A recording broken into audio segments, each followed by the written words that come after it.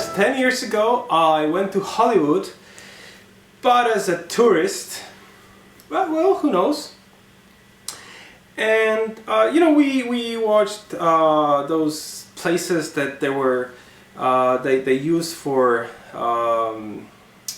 movies, and just a few weeks before that I watched the Pirates of the Caribbean in the first part. I enjoyed it, and Jack Sparrow and the stuff. So we went there and we saw those places where they shot the movie, those scenes in the city, the buildings, houses. And of course it wasn't a real city, because on the other side there's nothing. It's just what you see, the one side of the thing, and behind it it's nothing. Of course I know that when they shot a movie on the ocean, it's not the ocean, it's just a pool, and they have something in I don't know, in the mountains. That doesn't mean that they go to Alps, but they just use some other place that's closer. Anyway, it was kind of a little bit disappointing to see the other side of those houses, but surely this reminds us that there is different perspective, and looking at the same thing from different points of view gives you, of course, a better way to understand that thing, to judge it in the right way. Because if you're sitting only where you are and you try to understand everything just from this position, it could be a little bit too less. So I believe that this statement helps us a bit when we start to read the readings of this Sunday. And those readings, they tell us, and actually God tells us, that we should help our brothers and tell them that they go wrong. Especially in the first reading, God says that this thing is really important, that you go there. When you hear my words, you go to your brother and you tell him that he went wrong. Same for Jesus. He tells that we should be doing this. Now, if I hear that invitation from God, it could be something, how to say it? Let's say I go to you and I'm gonna tell you that you went wrong. But if I do it in a wrong way, I can kill you with my help. So I put it in front of your eyes, your sin, and I say, you did wrong, that's your fault. And then when you're just lying there on the ground, dying because of my words, hurt completely, and at the end I say, by the way, I forgot to mention that Jesus sent me. Actually, he told me to do this. So if Jesus asks us to go and to tell your brother that he went wrong, I don't believe it's because Jesus wants you to kill him. I'd rather say Jesus wants to save him from his sin. But if we do it in this way, we can kill people. And after such a thing, I don't really think that they really would like to think about salvation or Jesus. Nah. So this is not the thing. It's not what Jesus wants from us. So in the second reading, we heard about love, the commandments, but the fundamental thing is the love. Without it, there's no going and telling people that they went wrong, because otherwise it's of no use. We may be trying to have the last word, to show, yeah, I'm right, you went wrong. And that's the quarrel. That's not a help. This is not the way Jesus wants us to act.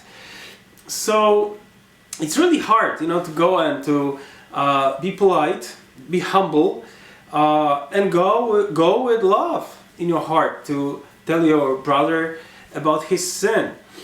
But anyway, Jesus asks us to do it.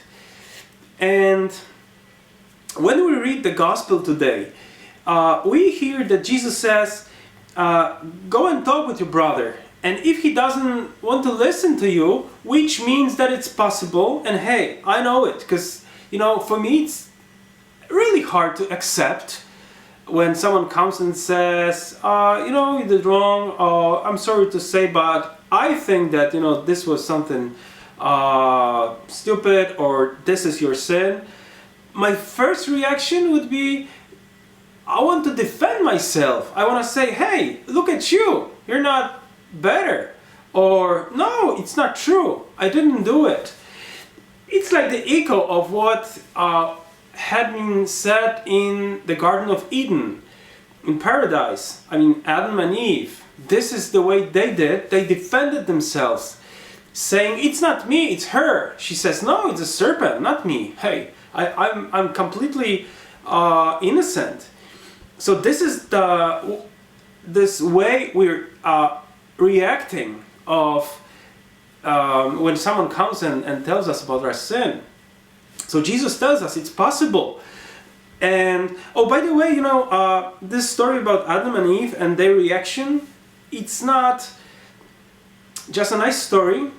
Oh, it is a nice story and very important, but it's not just a story. It's actually, it's how it is in our life.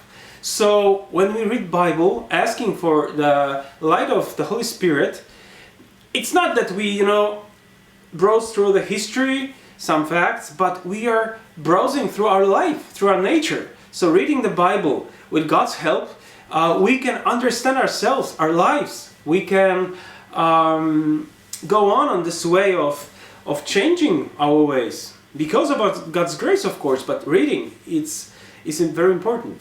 So let's go back to what Jesus said. So then he says, okay, so take one or two others and go and talk with this guy who sinned with that company. Why would I take those guys to help me with, if I see that, oh, okay, I don't have any more arguments, so they can come with their help, and they may say, yeah, he's right. Anything I say, they say, yeah, he's right. Of course not. So what are they for?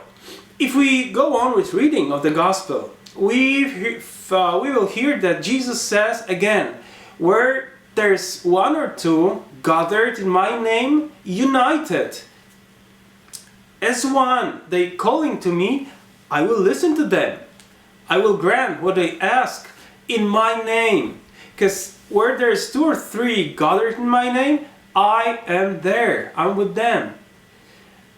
Maybe. What about if, those guys are the same guys that I have to take to the sinner? So I'm not going there to convince him that I'm right. Because it doesn't matter if I'm right or he's right, God is right. So if I don't put God on the first place, if it's not that God has the last word, we all are doomed. Doesn't matter if I'm right or not. So I'm going there to pray, to create a community of the prayer, to be united with this brother, the sinner. And it's not, because being united, it means being in the presence of God. And if you go to help him, you will not find God there.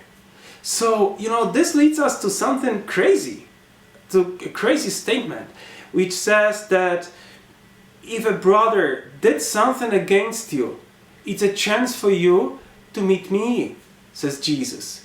If you find peace with this brother, if you can pray with him and with the others, like create community, that's it. This is the way, because I am with you and I will listen to you. I will listen to your prayers. So this different perspective, looking at the same thing and at this brother from different point of view can help me to see that I'm not any better than him, and I'm not the judge. I'm not going there to kill him with my words, with my truth, with my help. and I'm not going to just tell him that he's wrong, because it's of no use. I'm going there to see my brother, the sinner, whom I should love. I should hate the sin, but love the sinner. Sometimes, it's that we hate the sinner, the man, and we love sin. Our sin, of course, because it's nice.